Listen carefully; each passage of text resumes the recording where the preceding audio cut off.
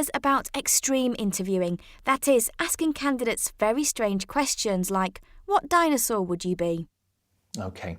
Extreme interviewing is a technique used by recruiters to put the candidate in a situation that they may not have been in before, or to give them a scenario where they have to think quickly, where they have to digest information, where they perhaps have to problem solve before giving an answer. Have you used it yourself? It's not something that I have direct experience of, but I am aware of some of the techniques that are used and some of the questions that could be used. I was reading recently about extreme interviewing techniques used for an insurance company. They asked candidates to describe, if they asked candidates during the interview, how they would describe Facebook to their grandmother.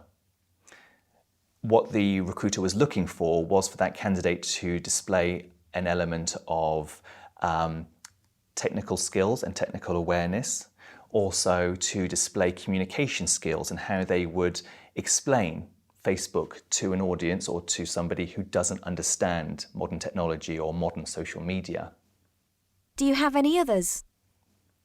One I was reading about recently was posed to candidates during an interview where they were looking to assess a candidate's ability to multitask.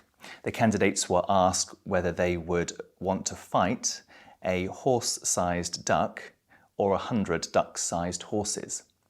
Depending on the answer, 1 or 100, that would potentially dictate whether that candidate was most comfortable multitasking or dealing with one situation or one objective at a time. What would your answer to that question have been? When I read it, I had to reread it 4 times, and that's just me reading it. In an interview, I would have had to have asked for that question to be repeated. And I'm not even sure if I would have been able to give an immediate response because I would still be trying to understand what exactly they were asking of me.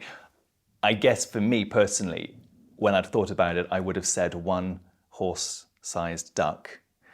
But that would potentially mean that I'm not able to multitask, so